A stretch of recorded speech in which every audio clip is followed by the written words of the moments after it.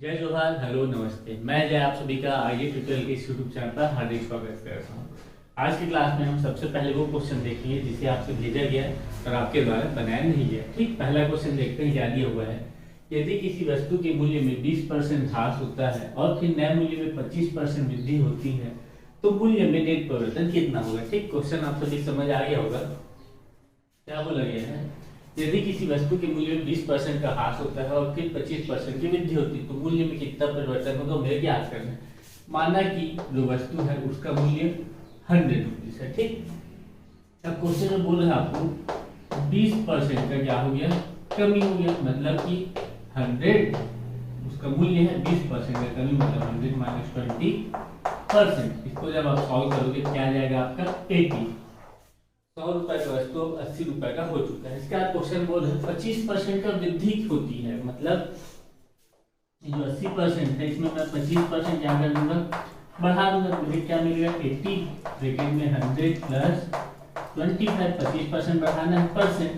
इसको जब आप सॉल्व करोगे तो आपके पास आंसर आ जाएगा 100। पहले हमारा मूल्य था 100, 20% का हुआ 80 हुआ, फिर 25% बढ़ा तो क्या हो गया 100 हो गया। मतलब कि मूल्य में परिवर्तन कितना हुआ, तो परिवर्तन हुआ क्या, पहले भी 100 था अभी 100 है। मतलब कि हमारा नेट परिवर्तन क्या हो जाएगा 0। ठीक, कोई परिवर्तन नहीं होगा। ठीक, दूसरे क्वेश्चन में आते हैं। दूसरे क्वेश्चन में बोला गया है 3 की पावर 2019 को 10 से भाग देने पर शेष क्या बचता है। ठीक, यदि आप शेषफल कैसे निकालते हैं वाला क्लास अटेंड नहीं किए हैं तो प्लेलिस्ट में जाइए, नंबर सिस्टम वाले टॉपिक पे जाइए, वहां आपको शेषफल कैसे याद करें वाला वीडियो मिल जाएगा। ठीक, क्वेश्चन में आते हैं। बोला जा रहा है 3 की पावर 219 को जब आप 10 से भाग करेंगे तो शेषफल क्या होगा। इस तरह क्वेश्चन अपन सॉल्व करते हैं तो शेष में अपन 1 या फिर -1 लाने की कोशिश करते हैं। कैसे लाते हैं, 3 को जब आप 10 से भाग करोगे तो आपका शेषफल क्या मिलेगा, -7 मिलेगा। 3 को जब आप 10 से भाग करोगे मतलब 9/10 करोगे तो आपका शेषफल क्या रहेगा, -1 रहेगा। ठीक, इससे मैं ये समझता हूँ कि किसी 3 के पावर में 2019 है, इसको मैं 3 के फॉर्म में तोड़ूंगा। कैसे तोड़ूंगा, 3 2 यहाँ लिख दिया मतलब ये मल्टीपल होगा तो 2 1 कम 0 0 9 2 इंटू 1009 करूंगा 2018 आता है तो मेरे 2019 बनाना +1 कर दिया अपॉन में 10। आप सभी ने वाला फॉर्मूला घात वाला पढ़े होंगे, घातांक वाला a की पावर x + 1। इसको अगर आपको लिखना है a की पावर x और a की पावर y इस फॉर्म में लिख सकते हैं। ठीक, उसी फॉर्म में इसको लिख लेता हूं। मैं क्या लिखूंगा 3 एक में 1009 इंटू 3 डिवाइडेड बाई 10। ठीक, अब देखिए 3 को आप 10 से भाग करोगे मतलब कि यहाँ मैं लिख सकता हूँ 9 लिख सकता हूँ 9 को जब आप 10 से भाग करोगे तो फिर आपका शेषफल कितना बचेगा, -1 बचेगा।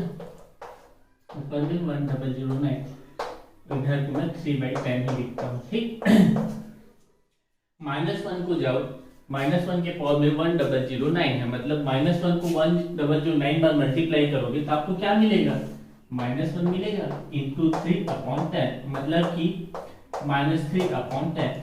यहाँ अंश में क्या है -3 है, हर में क्या है 10 है मतलब कि शेषफल मेरा क्या रहेगा 10 - 3 अर्थात 7।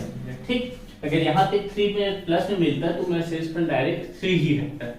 इतना क्लियर है आप सभी को। लास्ट वीक हमने इकाई अंक निकालना सीखा था, उस पैटर्न से भी इस क्वेश्चन को आसानी से बना सकते हैं। कैसे आप 3 का इकाई अंक निकालो। कैसे निकालते थे अपन, 2019 को 4 से भाग देते थे, शेष हमारा कितना बच रहा है 219 को जब मैं 4 से भाग दूंगा तो शेष मेरा बचेगा 3 बचेगा। मतलब 3 करूंगा और मेरा इकाई का अंक क्या आ जाएगा 7 आ जाएगा। अगर इकाई का अंक 7 है और उसको मैं 10 से भाग दूंगा, कोई भी संख्या हो सकता है यहाँ पे, उसको मैं 10 से भाग दूंगा तो मेरा शेषफल क्या बचेगा, हमेशा 7 ही बचेगा। ठीक, अगर आपने इकाई वाला भी वीडियो नहीं देखा है तो जाके प्लेलिस्ट में देख लीजिए। ठीक है, एक क्वेश्चन और है फिर अपन प्रॉफिट लॉस वाले क्लास में देखते हैं क्या दिया हुआ है। यदि कक्षा में 60% विद्यार्थी भारत से हैं और विद्यार्थियों का 50% लड़कियां हैं, यदि भारतीय विद्यार्थियों में 30% लड़कियां हो तो विदेश में कितने % लड़के होंगे। ठीक, क्वेश्चन बहुत ही आसान है, देखते जाए क्या कर रहा हूं मैं। माना कि 100 क्या है विद्यार्थियों की संख्या है, जिसमें भारतीय कितना गिवन है अपने को, इंडिया से हमारे पास भारतीय है 60%, मतलब 100 का 60% होता है 60। अगर भारतीय 60% है तो फिर विदेश वाले कितने होंगे, विदेशी छात्र कितने होंगे 40। 60% भारतीय हैं तो विदेशी कितने होंगे, इनको छोड़ के जो भी रहेंगे वो विदेशी रहेंगे, मतलब कि 40 हो गए। अब क्वेश्चन में बोल रहा है कि जो स्टूडेंट है उनका 50% लड़की लोग हैं, मतलब गर्ल्स की संख्या कितनी है टोटल 50। 100 का 50% मतलब 50। इसका क्वेश्चन बोल रहा है भारतीय विद्यार्थियों में 30% लड़कियां हो, टोटल 60 लोग हैं, अब इसमें से लड़कियों का संख्या दिया गया है 30%। 60 का 30% निकालेंगे क्या जाएगा 18। ठीक, मतलब कि भारतीय छात्रों में लड़कियों की संख्या 18 है, टोटल 50 लड़कियां हैं, पूरे क्लास में टोटल 50 लड़कियां हैं, जिसमें भारतीय लड़कियां 18 है, तो विदेशी लड़कियां कितनी होंगी, कौन सी बात है, विदेशी लड़कियां कितनी हो जाएंगी, 50 में से मैं 18 को हटा दूंगा, क्या मिलेगा मेरे पास 32 मिलेगा, मतलब विदेशी लड़कियों की संख्या है 32। इतना क्लियर है आप सभी को। अब मैं क्वेश्चन में क्या पूछा गया उसको देखिए, विदेशी विद्यार्थियों में कितने प्रतिशत लड़के हैं। ठीक, अगर टोटल विद्यार्थी कितने हैं विदेशी छात्र 40 हैं, जिसमें से 32 क्या है लड़कियां हैं, मतलब लड़कों का संख्या क्या हो जाएगा, लड़कों का संख्या क्या हो जाएगा 40 माइनस 32 8 हो जाएंगे। अब मेरे प्रतिशत निकालना है, टोटल 40 में टोटल छात्र 40 हैं, जिसमें से 8 लड़के हैं, तो प्रतिशत क्या होगा मेरा, लड़के का प्रतिशत क्या हो जाएगा, टोटल छात्र 40 हैं विदेशी छात्र, जिसमें 8 लड़के हैं, प्रतिशत निकालो, 8 एकम 8, 8 पंचे 40, 5 एकम 5, 2 0, मतलब कि 20% क्या होंगे वहां लड़के होंगे। यही बोला गया है ना, विदेशी विद्यार्थियों में कितने परसेंट लड़के हैं। ठीक, विदेशी विद्यार्थियों में टोटल विदेशी विद्यार्थी 40 हैं, जिसमें से 8 लड़के हैं, प्रतिशत निकाला तो 20 आया। अब यहाँ पे यही पूछता टोटल विद्यार्थियों में विदेशी मतलब विदेशी, अगर क्वेश्चन बोलता आपको टोटल विद्यार्थियों में विदेशी लड़के कितने हैं, तो फिर आप कहां से निकालते, 100 से परसेंट निकालते। ठीक है, क्या हो जाता वहां पे एक कंडीशन बोल सकता है, क्वेश्चन में आपको यही पूछा गया है,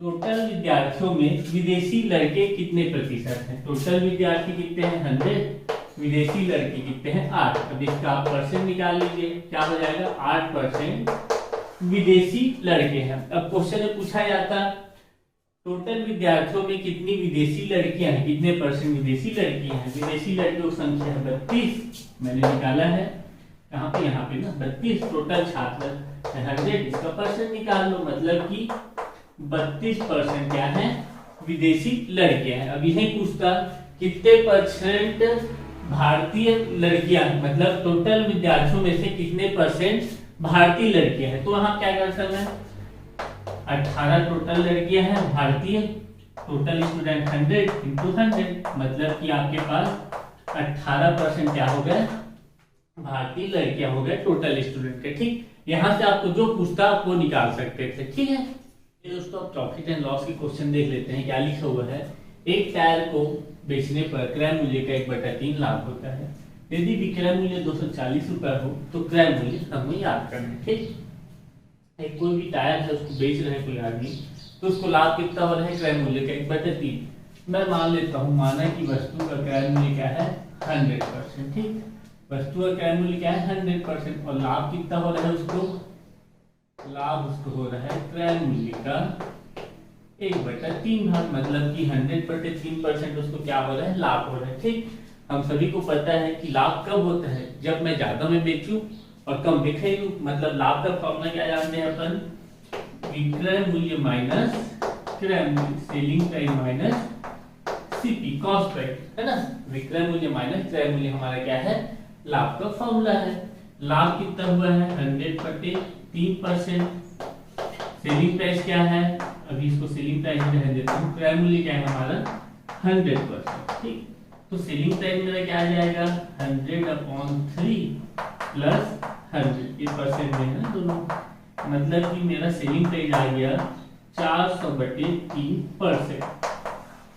ठीक, 100% क्रय मूल्य, लाभ 100/3, और मेरा सेलिंग प्राइस आ गया, सेल प्राइस आ गया मेरा 400/3%।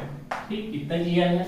अब क्वेश्चन में पढ़िए, यदि विक्रय मूल्य 240 हो, है ना, यदि विक्रय मूल्य आपका 240 हो तो क्रय मूल्य याद करना है, मतलब कि इसका जो है 100/3% जो है किसके बराबर है, 240 रुपए के बराबर है। ठीक, यदि 400/3% 240 रुपए के बराबर है तो 1% किसके बराबर होगा, 240/400 इंटू 3। सिंप्लीफाई कर दो, 4 छक्के 4 दहां, 2 तिया 2 पंचे, मतलब 9/5 रुपए 1% के बराबर है। ठीक, 1% इक्वल टू है 9/5 रुपए।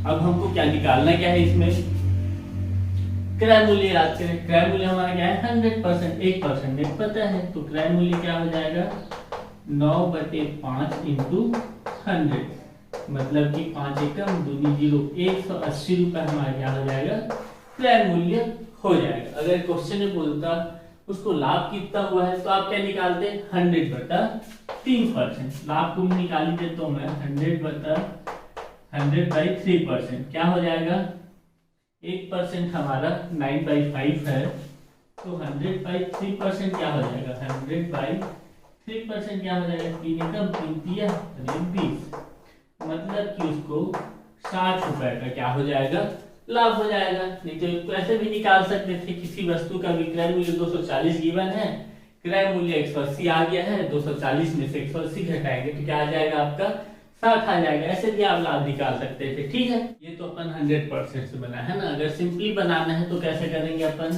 क्वेश्चन में गिवन है आपको लाभ क्या है, लाभ गिवन है आपको क्रय मूल्य का 1/3, मतलब लाभ है हमारा CP/3। ठीक, लाभ कब होता है, जब विक्रय मूल्य को क्रय मूल्य से घटा देते हैं तो लाभ होते हैं, मतलब selling price minus cost price equal to CP/3। ठीक, लाभ की जगह मैं लिख दिया, सेलिंग प्राइस में गिवन है 240 रुपए, ये यहाँ पे लिख दिया 240, CP को मैं CP रहने देता हूँ, पता नहीं है तो CP/3। अब पक्षांतर कर दीजिए, क्या हो जाएगा, CP/3 प्लस CP, मतलब कि 4CP/3 इक्वल टू 240। यहाँ CP का वैल्यू पता चल जाएगा मेरे को, क्रय मूल्य क्या हो जाएगा, 240 गुना 3/4, 4 एकम 4 छक्के, मतलब कि मेरे पास आ गया क्रय मूल्य 180 रुपए। ठीक, आप यहाँ से भी बना सकते हैं, आप यहाँ से भी बना सकते हैं, आपको जो मर्जी है वैसा कीजिए, है ना। लाभ दोस्तों दूसरा प्रश्न देखते हैं क्या बोल रहा है। एक व्यापारी 60 पेन 450 रुपए में खरीद कर 30 पेनों को 450 रुपए।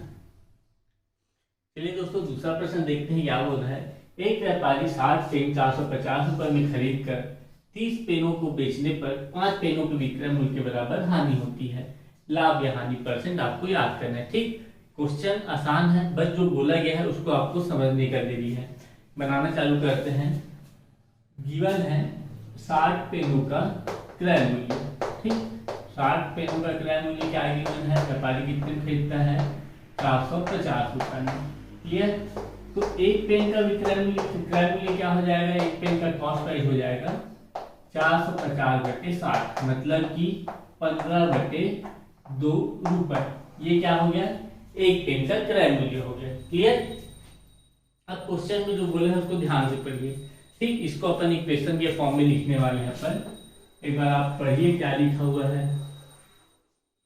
बोला जा रहा है क्वेश्चन में 30 पेनों को बेचने पर, है ना, 30 पेनों को बेचने पर मतलब 30 पेनों का विक्रय मूल्य सेलिंग प्राइस, 30 पेनों को बेचने पर 5 पेनों के विक्रय मूल्य के बराबर हानि होती है। ठीक, मतलब 30 पेन को बेच रहे हैं और उसको हानि हो रहा है, मतलब कि 30 पेनों का क्रय मूल्य में अगर मैं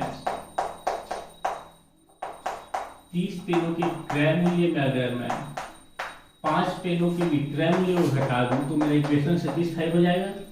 5 पेनों का विक्रय मूल्य बोलो या फिर सेलिंग प्राइस बोलो। क्या कहूं मैं, लाइन को पढ़िए, 30 पेनों को बेचने पर, 30 पेन को मैं बेच रहा हूं तो मेरे 5 पेनों के विक्रय मूल्य के बराबर हानि होता है। अब आप सभी जानते हैं क्रय मूल्य ज्यादा होगा और विक्रय मूल्य कम होगा तो मेरे हानि होगा। ठीक, तो मैं क्या किया हूं, यहाँ 5 पेनों के विक्रय मूल्य के बराबर हानि हो रहा है तो कितना हानि होगा मेरे, 30 पेनों को जितने खरीदने में जितना मेरे कॉस्ट हुआ लगा है उससे भी मेरे को 5 पेनों के विक्रय मूल्य के बराबर हानि हो रहा है। जैसे मैं 30 पेन को 500 रुपए में खरीद रहा हूँ मान लो, और 5 पेन को मैं 50 रुपए में बेच रहा हूँ, मतलब मेरे हानि कितने को है, 50 रुपए हानि हुआ है। वही काम मैं किया हूँ, 30 पेनों का क्रय मूल्य को मैं 5 पेनों के विक्रय मूल्य से घटा दूं तो मेरे को 30 पेनों का विक्रय मूल्य मिल जाएगा। ठीक, समझ आया आप सभी को, देख लीजिए 30 पेनों का विक्रय मूल्य, इसको मैं ऐसे ही लिखने रहने देता हूँ 30 SP। 30 पेनों का क्रय मूल्य क्या हो जाएगा, एक पेन का क्रय मूल्य है 15/2, तो 30 पेनों का क्या हो जाएगा इंटू 30 माइनस 5 पेनों का विक्रय मूल्य, और छांतर करोगे क्या हो जाएगा 50 SP। इसको काट पीट करोगे तो आपके पास आ जाएगा 225। ठीक, SP इक्वल क्या हो जाएगा 225/35। तो इसको काट पीट कीजिए, 5 24, 5 पंच 45, 5 7 35, मतलब कि एक पेन का विक्रय मूल्य क्या है मेरे पास 45/7 रुपए है ना। अब क्वेश्चन में क्या पूछा गया है उसको देखते हैं, लाभ ऑब्लिक हानि परसेंट याद कीजिए। ठीक, निकाल लेते हैं, लाभ क्या होगा हमारा, हानि होगा, इसमें तो पहले ही बता दिया हानि। हानि कब होता है, जब क्रय मूल्य अधिक होता है और विक्रय मूल्य कम होता है। मैं क्या करूंगा, क्रय मूल्य को माइनस विक्रय मूल्य से घटा दूंगा। क्या है विक्रय मूल्य 45/7, मेरा हानि कितना आ गया 14 हो गया। अब इससे मल्टीप्लाई करें 7 पंचे 35, 105, 90, मतलब में कितने रुपए हानि हो जाएगा 15/14 रुपए। ठीक, क्लियर है आप सभी को। अब आपको क्या निकालना है, हानि प्रतिशत निकालना है, निकाल लीजिए हानि प्रतिशत 15/14। अब आपका क्रय मूल्य क्या है इसमें 15/2 क्रय मूल्य है, 15/2 इंटू 100। ठीक, और कीजिए 15/14 इंटू 2/15, 15 के 2 एकम 2 सत्ते, मतलब कि आपको 100/7% हानि होगा। अब इसको और फ्रैक्शन में लिखना है, कैसे लिख सकते हैं, 7 एकम 7, 7 चौक 28, और कितना बचा शेष 2/7, 14 से 2/7% का आपको क्या होगा हानि होगा। चलिए दोस्तों दूसरा प्रश्न देखते हैं, क्या बोला गया है, एक व्यापारी 616 रुपए प्रति साइकिल की दर से साइकिल बेचता है। एक साइकिल पर उसे 12% का लाभ होता है और दूसरे साइकिल पर 12% का हानि होता है, तो कुल लाभ या कुल हानि प्रतिशत आपको निकालना है। ठीक, ये वाला जो क्वेश्चन है बहुत ही आसान है, एक फॉर्मूला लगाओगे आपका आंसर निकल जाएगा। कैसे, जब भी आपको कोई वस्तु दिया जाता है उसको समान मूल्य पर बेचा जाए और समान लाभ और समान हानि, मतलब जितना लाभ हो रहा है, जैसे यहाँ 12% लाभ है उतना ही हानि हो। क्या बोला मैं, जब कोई वस्तु को समान मूल्य पर बेचा जाए और जितना लाभ हो रहा है उतना ही हानि हो, तो आपको ये चीज याद रखना है कि आपको सदैव हानि होगा। क्या होगा, हानि होगा। कितना हानि होगा, x²/100% आपको क्या होगा हानि होगा। ठीक, ये एक फॉर्मूला है, इसे आप पुट करेंगे आपका आंसर 2 मिनट नहीं लगेगा, आ जाएगा। ठीक, क्या बोल रहा हूं मैं, एक बार फिर से सुनिए, जब कोई वस्तु को समान मूल्य पर बेचा जाए और उसको जितना लाभ हो रहा है उतना ही हानि हो, मतलब x% लाभ हो रहा है और x% हानि हो, तो उसमें हमेशा आपको हानि होगा। कितना हानि होगा, x²/100। इसके क्वेश्चन के अकॉर्डिंग देखेंगे तो x दिया गया है 12% है, मतलब 12²/100, 12 के स्क्वायर होता है x144/100, मतलब कि 1.44% आपको क्या हो जाएगा हानि हो जाएगा। ठीक, ये तो खैर फॉर्मूला वाली बात है, जिनको फॉर्मूला अच्छे लगता है उनके लिए है ये। अब हमको तो कॉन्सेप्ट अच्छा लगता है, तो कॉन्सेप्ट भी अपने को पता होना चाहिए। आपको थोड़ी ना पता है कि फॉर्मूला आपको पेपर में याद आएगा। 12 की जगह अगर 13% दे दिए और आप वही फॉर्मूला लगा के तब तो आपका आंसर गलत हो जाएगा। इसलिए कॉन्सेप्ट देख लीजिए, है ना। क्या बोला जा रहा है, 616 रुपए उसका क्या है साइकिल का विक्रय मूल्य है ना, एक साइकिल का। 2 साइकिल का कितना हो जाएगा 1232। तो फिर क्रय मूल्य क्या होगा, मतलब कि सीपी का, अगर एक में 12% लाभ हो रहा है, सीपी का 112% कर दूंगा तो मेरे क्या मिल जाएगा, 616 रुपए मिल जाएगा। CP1 कर देता हूँ ना, साइकिल 1 को मैं 12% लाभ पे बेचा, मतलब CP का 100 प्लस 12% कितना होगा मेरा, 616 होगा। सेम है दूसरे साइकिल को मैं 12% लॉस में बेच रहा हूँ, तो इसको मैं CP2 बोल दिया। CP2 का 12% लॉस, मतलब 100 माइनस 12 करूंगा, कितना आएगा मेरे पास, 88% आएगा। CP2 का 88% भी कितना है, 616 है। अब यहाँ से आप CP1 निकालेंगे, यहाँ से आप CP2 निकालेंगे, क्रय मूल्य आपको पता चल जाएगा। कुल क्रय मूल्य, कुल विक्रय मूल्य गिवन है 616, एक साइकिल दो साइकिल का 1232, विक्रय मूल्य माइनस क्रय मूल्य करेंगे, आपका हानि परसेंट निकल जाएगा। ठीक, थोड़ा टाइम लगेगा लेकिन बनेगा ही बनेगा। निकाल लेते हैं, चलो कितना समय है अपन। CP1 क्या हो जाएगा, 616/112, 616/112 इंटू 100। ठीक, ये कैसे हुआ कि परसेंट को हटा के मैं नीचे 100 लिखूंगा, फिर पक्षांतर दूंगा तो मेरे ये मिल जाएगा। ठीक, अब इसको काट लेते हैं। 4 दूनी 8 होता है, 4 दूनी 8, 3 बचा, 4 अट्ठे 32, 4 दूनी 8, 4 पंचे 20। क्लियर। अब ये किससे जाएगा, 2 से काट लेता हूँ, 2 तिया 6, 0 का 0, 2 अट्ठे 16, 2 एकम 2 14। ठीक, अब किससे जाएगा, 14 दूनी 28, 14 से काट लिए, 14 दूनी 28, फिर 2 से बचा, मतलब 14 दूनी 28, आपका कितना आ जाएगा, 25 दूनी 50 का 5, 25 दूनी 50 का 0, हंसी लगे 5, 25 दूनी 50 और 5 55, 555 रुपए आपका आ गया CP1। क्लियर। उसी प्रकार से CP2 निकाल लेता हूं मैं। CP2 क्या हो जाएगा, 616/88 इंटू 100। ठीक, ये 100 कहां से आया, 88% में है, मतलब कि अपॉन 100 लगाया और पक्षांतर कर दिया मैं। किससे आया, 11 पंचे 55, कितना बचा 6, 11 छक्के 66, 11 अट्ठे 88, 8 से 4 काट दूं क्या, 8 छक्के 48, हाँ 8 एकम 8 सत्ते कितना हो जाएगा हमारा, 56 हो जाएगा।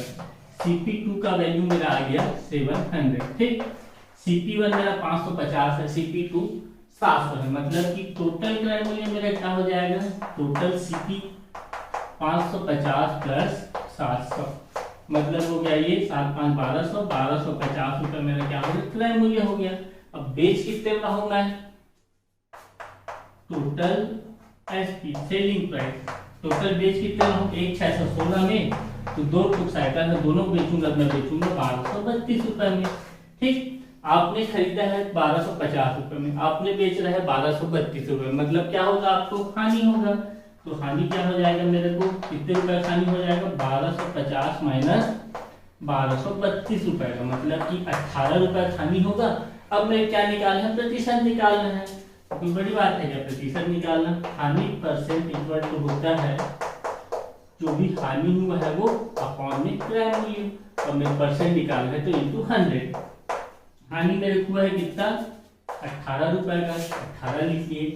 क्रय मूल्य मेरा कितना है, टोटल क्रय मूल्य है 1250 रुपए, परसेंट निकालना है तो प्रतिशत लगा दिए। ठीक है, काट दीजिए, कहां से कटेगा, 0 से 0 गया, 5 दूनी 10, 5 पंचे 25। ठीक, और कुछ कटेगा क्या, और कुछ कट रहा है क्या, नहीं कट रहा है। ठीक, क्या हो जाएगा ये, 18 दूनी 36, 36/25 है ना। अब इसको मेरे को भाग देना है, भाग दे दीजिए, 25 से कम 25, दशमलव लगा दूंगा, कितना शेष बचा है, 11 बचा है, 11 शेष बचा है, दशमलव लगाऊंगा 0 हो जाएगा, तो 25 4 100।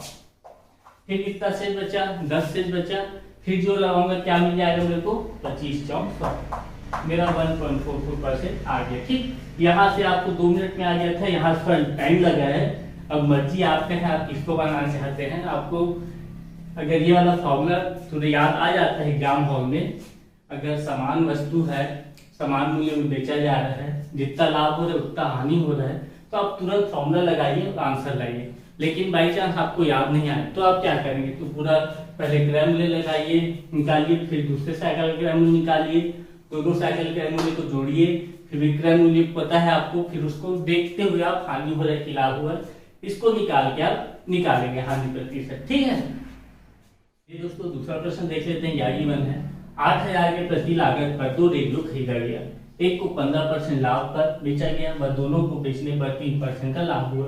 दूसरे रेडियो का विक्रय मूल्य हमने को याद करना है। ठीक है, क्वेश्चन में क्या बोला जा रहा है आप सभी समझ आ गया होगा। दो रेडियो है, ठीक, पहला रेडियो का R1 नाम दे देता हूँ, दूसरे रेडियो को R2 नाम दिए।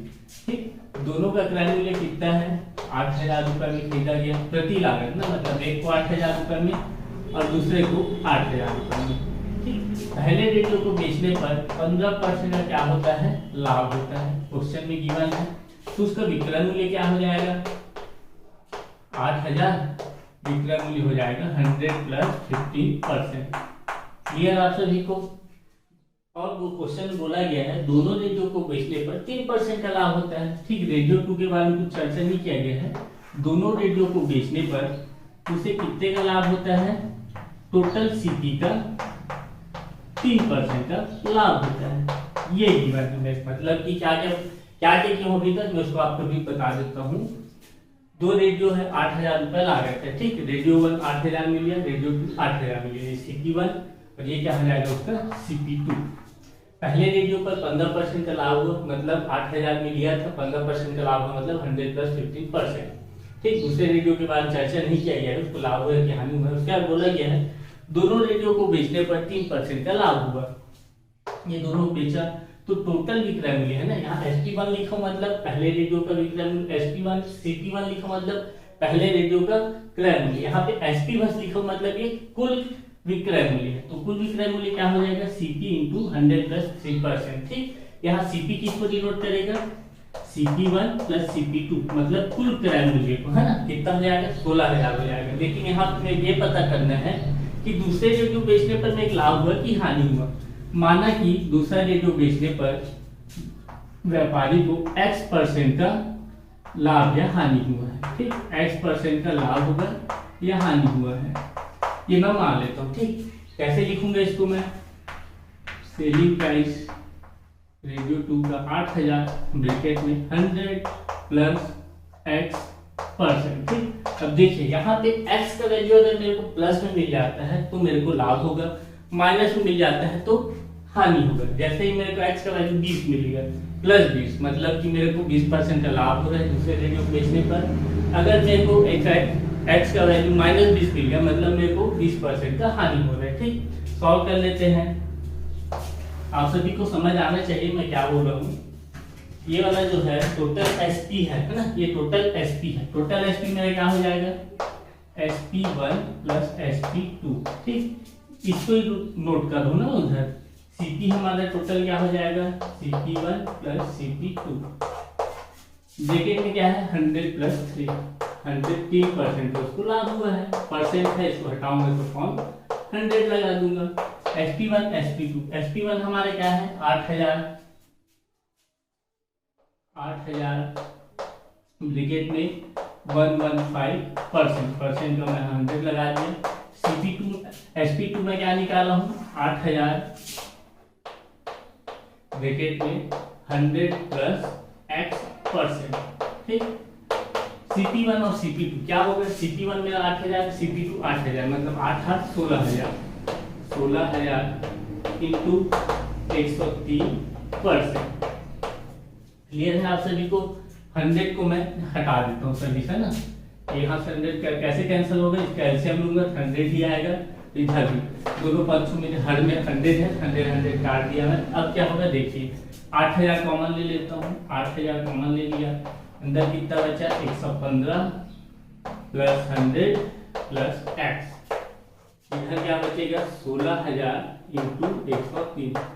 ठीक, 8,000 एकम 8,000, 8,000 दूनी 16,000, इसको सॉल्व कर दो, 115 और 100 215 हो जाएगा प्लस X = 206, 103 × 2, X का वैल्यू मेरे पास क्या आ जाएगा 206 - 215, मतलब कि X का वैल्यू मेरे पास आ गया -9। अब X का वैल्यू -9 आया है, इससे मैं क्या समझता हूँ, इससे मैं ये समझता हूँ कि दूसरे रेडियो को बेचने पर मेरे को 9% का हानि हुआ है। ठीक, क्लियर है आप सभी को। एक बार फिर से देख लीजिए क्या बोला जा रहा है। दो रेडियो को 8,000 प्रति लागत में खरीदा गया है। ठीक, खरीद लिए, CP1 CP2 मान लिए। पहले रेडियो को 15% लाभ हुआ, पहले रेडियो पर 15% लाभ हुआ है, मतलब विक्रय मूल्य मेरा क्या हो जाएगा, क्रय मूल्य का 15% बढ़ा देता हूँ, मतलब क्रय मूल्य 8000 प्लस 8000 का 15%, ऐसा भी बोल सकता हूँ, या फिर 8000 ब्रैकेट में 100 प्लस 15%, ये निकाल लिया मैं। और बोला गया है क्वेश्चन में रेडियो 1 और रेडियो 2 दोनों को बेचने पर 3% का मेरे को फायदा हो रहा है, मतलब टोटल विक्रय मूल्य, टोटल क्रय मूल्य, उसमें 3% का मेरे को फायदा हो रहा है। ये मेरा यहाँ इससे जो भी निकले वो मेरा टोटल विक्रय मूल्य होगा। ठीक, अब मैं रेडियो 2 को बेचने पर लाभ होगा कि हानि होगा, इसके बारे में कोई जानकारी नहीं दिया गया है। मैं मान लेता हूँ x% लाभ या हानि होगा। ठीक, तो x% लाभ या हानि होगा तो विक्रय मूल्य क्या हो जाएगा दूसरे रेडियो का 8000 ब्रैकेट में 100 प्लस x%। अब यहाँ x का वैल्यू अगर आपके पास प्लस आता है तो आपको लाभ होगा, माइनस आता है तो आपको हानि होगा। अब सॉल्व कर दीजिए, ये वाला जो है SP, यहाँ से मैं सॉल्व करना चालू किया हूँ ना, सेलिंग प्राइस जो है विक्रय मूल्य जो है उसको मैं तोड़ दिया हूँ, पहले रेडियो का विक्रय मूल्य दूसरे रेडियो का विक्रय मूल्य इक्वल टू पहले रेडियो का क्रय मूल्य और दूसरे रेडियो का क्रय मूल्य ब्रैकेट में 100 प्लस 3। इसको आप सॉल्व करोगे, वैल्यू जो गिवन है जो अपन निकाले उसको पुट करके, तो x का वैल्यू आपका -9 आ जाएगा, मतलब कि आपको 9% का हानि होगा दूसरे रेडियो को बेचने पर। वही तो पूछा गया है, विक्रय मूल्य अपने को याद करना है। ठीक है, ये तो तुमने क्या निकाल लिया 9% हानि होगा करेंगे, अब मेरे विक्रय मूल्य निकालना है ना। ठीक, विक्रय मूल्य कैसे निकालेंगे अपन, 8000 उसका सेलिंग प्राइस दूसरे रेडियो का, 8000 उसका क्या है क्रय मूल्य है, 9% उसको क्या हो गया घाटा हो गया, मतलब 100 माइनस 9 करोगे 91 आ गया अपॉन में 100, डबल जीरो गया, 8 एकम 8, 8 9 72, 0 का 0, 7280 रुपए में वह रेडियो को बेचेगा। ठीक, आज की क्लास यहीं तक रखते हैं, आने वाले क्लास में और इससे रिलेटेड क्वेश्चन लिखेंगे। धन्यवाद।